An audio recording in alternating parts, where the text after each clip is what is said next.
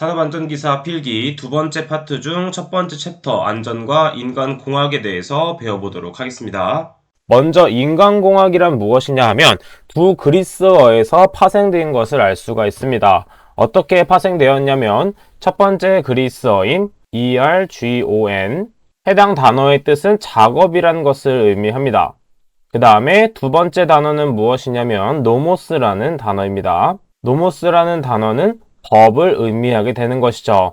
따라서 인간공학이란 한 줄로 표현하게 되면 작업의 방법이라고 생각을 해주면 되죠. 따라서 인간공학은 어떤 식으로 표현할 수 있냐면 핵심 키에 나와 있습니다. 얼고노믹 노동관리로 표현할 수도 있고 또한 휴먼 팩터스라고도 표현할 수 있는 것이죠. 근데 첫 번째 얼고노믹으로 많이 표현하기 때문에 인간공학은 이렇게 표현할 수 있다라고 생각을 해주시면 됩니다. 또한 산업안전보건청에서는 인간공학을 인간의 신체적, 심리적 능력과 한계와 관련해서 작업의 요구사항을 프로그램하는 연구로 정의를 하였고 그 다음에 교재에서 정의 부분도 가볍게 읽어주시면 되겠습니다.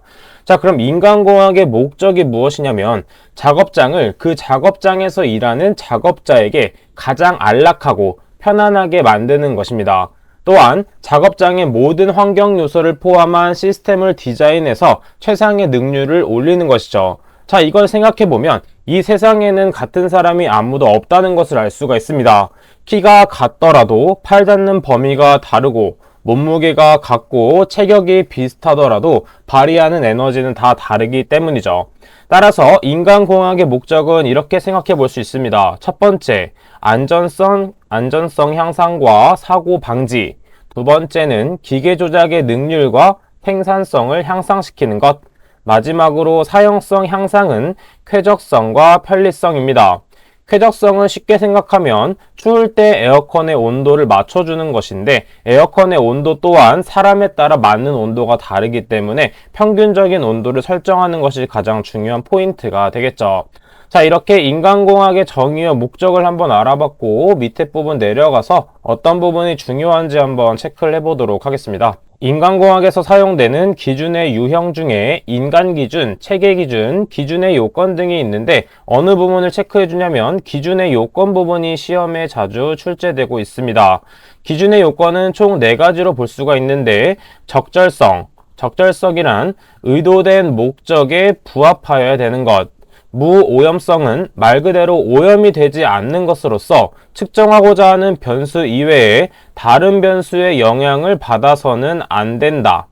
세 번째, 신뢰성은 말 그대로 반복 실험 시 재현성이 있어야 된다고 했는데 이때 재현성이란 무엇이냐 하면 실험에서 관측된 사상을 같은 조건 하에서 재실험하여 확실하게 할 수 있을 때 또한 사물 현상이 다시 나타나는 성질을 재현성이라고 합니다. 따라서 신뢰성이 있을 때 재현성이 있다면 답으로 같이 고를 수가 있는 것이죠.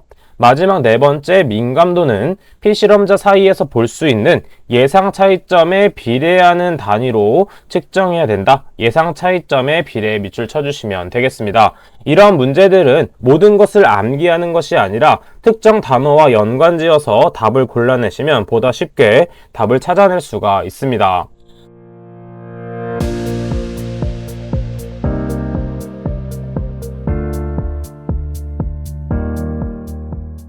인간공학의 기대 효과는 한 번 더 체크를 하고 읽어보도록 하겠습니다. 인간공학의 정의와 목적을 생각해보면 모두 생각이 날 수 있는 부분으로서 첫 번째는 성능의 향상, 두 번째는 훈련 비용의 절감, 세 번째 인력 이용률의 향상 등이 있다는 것을 가볍게 읽어봐 주시면 되겠습니다. 두 번째, 인간-기계 체계의 정의 부분에서 밑에 부분 한번 밑줄 치도록 하겠습니다. 주 목적은 무엇이냐면 안전의 최대화와 능률의 극대화 및 재해를 예방하는 것이다. 인간공학의 목적 부분과 비슷하다라고 생각을 해주시면 되겠죠. 해당 부분은 가볍게 읽어봐주면 되고 파란 글씨로 나와 있는 것은 조금 더 꼼꼼하게 뇌에 남을 정도로 읽어준다라고 생각을 해주면 되겠죠. 4번째에 있는 인간-기계 체계 기능계의 작용도를 한번 체크해 보도록 하겠습니다. 작용도는 어떻게 되냐면 정보가 입력되었을 때 감지를 하게 됩니다. 기계일 경우에는 어떤 감지 기계가 있겠고, 그 다음에 인간으로서는 어떤 감각기관으로 감지를 하게 되는 것이죠. 그렇게 감지를 하게 되면 정보 처리 및 의사결정을 하게 되는데, 인간으로 따지면 중추신경계인 뇌라고 생각을 해주면 되고, 그 다음에 뇌에서 명령을 내려서 행동 기능을 하게 됩니다. 그것을 바로 운동신경계로 연결해서 우리가 행동할 수 있다라고 생각을 해주면 되겠죠. 따로 외운다기보다 우리의 몸을 생각해보면 보다 쉽게 접근해 볼 수가 있습니다. 자, 그럼 기계와 인간과의 상호 관계를 한번 보도록 할 텐데, 한번 밑에다가 한번 그려보도록 할게요. 먼저 기계는 본체라는 것이 있습니다. 본체에서는 어떠한 명령 체계를 내리게 되는데, 그것을 바로 표시기로 보내는 것이죠.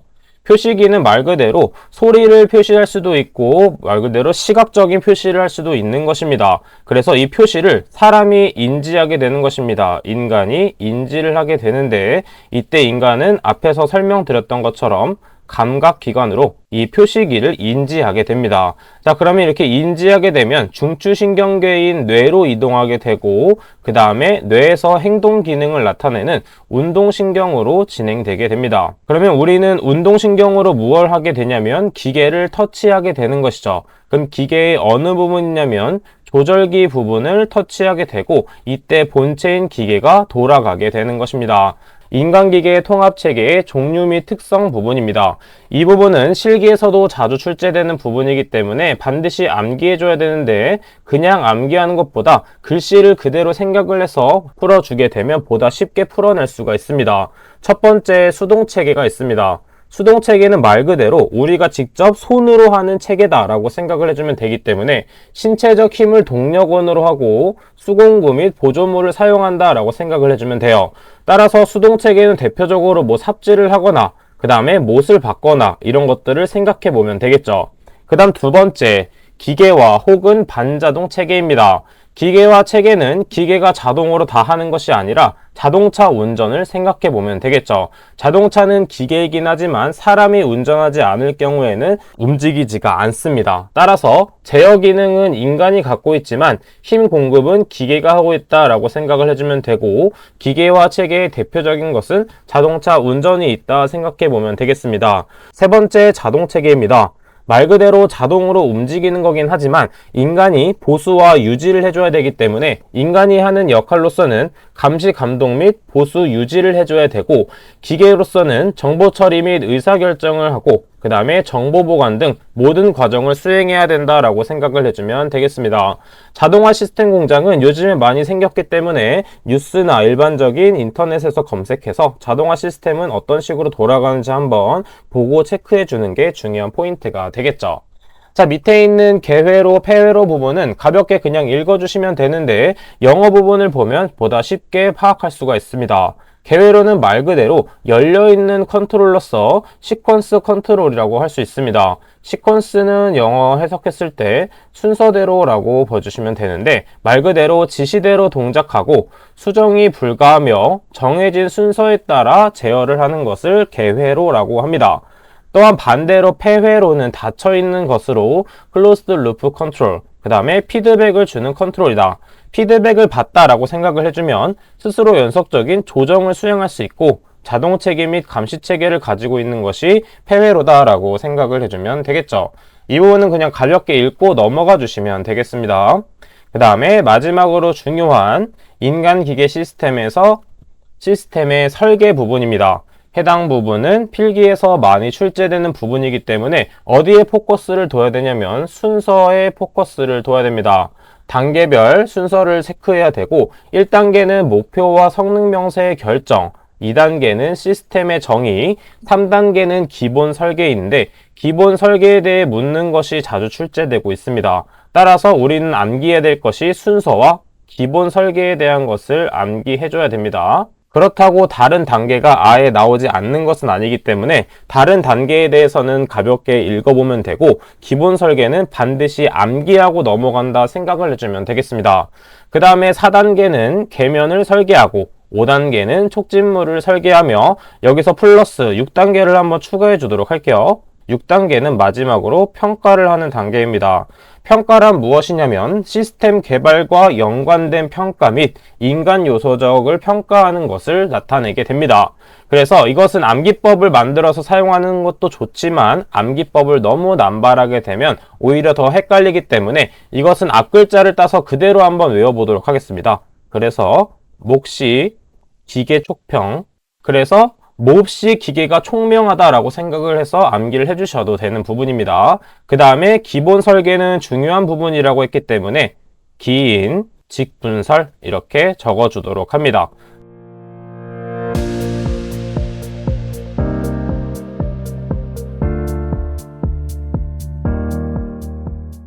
그 다음 네 번째에 있는 인간 요소와 휴먼 에러 부분 중 인간 실수의 분류, 그리고 독립행동에 관한 분류, 스웨인에 대한 얘기인데 이 부분도 마찬가지로 실기에서 자주 출제되는 부분이죠.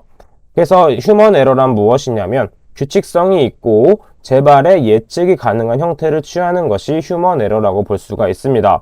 만약에 어떤 작업 현장에서 같은 상황에서 동일한 에러가 발생하기 때문에 이 에러를 막을 수 있는 상황이 생기는 것이죠.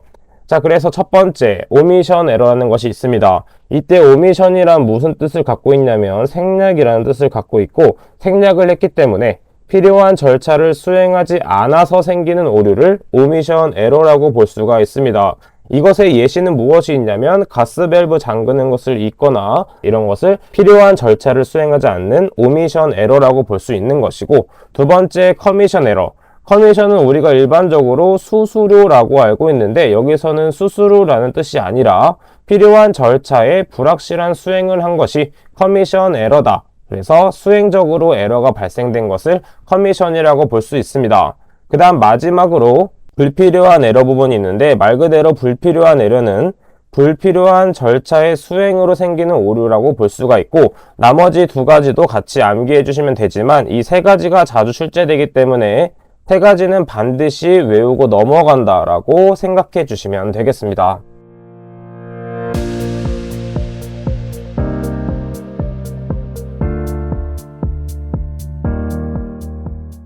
자, 다음은 형태적 특성 중 시스템 성능과 인간 과거와의 관계에 대한 함수를 보게 되면 시스템의 성능, 시스템 퍼포먼스라고 해서 SP는 어떻게 표현할 수 있냐면 함수, 인간 과오, 휴먼 에러, HE로 표현할 수가 있습니다. 자, 그래서 우리는 이렇게 함수로 표현할 때는 상수를 넣음으로 해서 같은 값으로 나눈다라고 볼 수가 있겠죠. 따라서 이것을 비교했을 때 K 값이 약 1과 가까울 경우에는 인간의 과오와 시스템의 성능에 중대한 영향을 끼친다라고 볼 수가 있겠고, 만약에 상수 K 값이 1보다 작을 경우에는 인간의 과오가 시스템 성능에 리스크를 주는 형태가 되겠고, 마지막으로 K 값이 0에 가까울수록 인간의 과오가 시스템 성능에 아무런 영향을 끼치지 못한다라고 볼 수가 있게 되는 것이죠. 자, 아래쪽에 있는 부분은 그냥 가볍게 읽고 이런 것이 있구나 정도 파악하고 넘어가 주시면 되겠습니다. 그 다음에 휴먼 에러의 배후 요인입니다. 해당 부분도 많이 중요한 부분이기 때문에 반드시 알고 있어야 되는데 이 네 가지를 모두 암기하도록 합니다.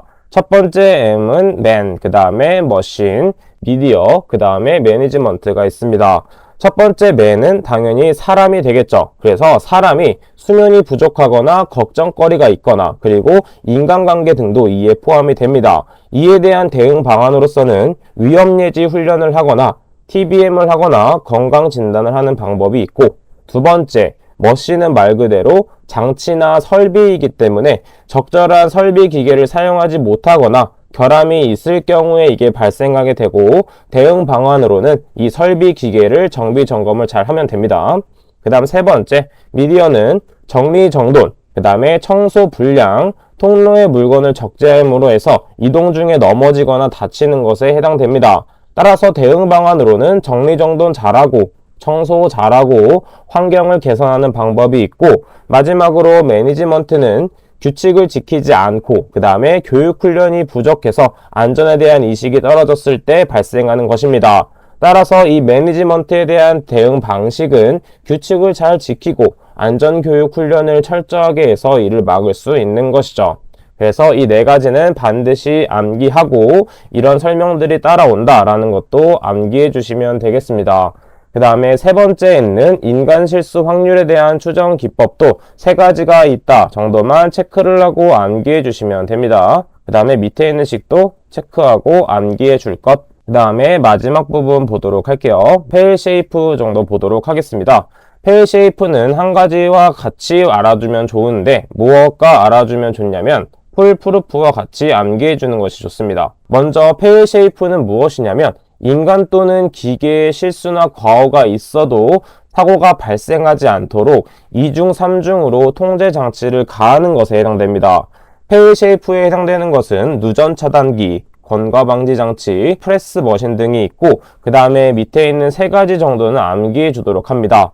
페일 쉐이프에 해당되는 것은 페일 패시브, 그 다음에 페일 액티브, 그 다음 마지막으로 페일 오퍼레이셔널이 있습니다. 이 세 가지는 반드시 암기해 주면 되고 이때 페일 패시브는 부품 고장 시 기계는 바로 정지하는 것, 그 다음에 액티브는 부품의 고장 시 기계 장치는 경보를 울리고 짧은 시간 동안 운전하게 하는 것은 액티브, 그 다음 마지막으로 부품의 고장이 있더라도 다음 정기 점검까지 운전이 가능한 것은 오퍼레이셔널이 되겠습니다.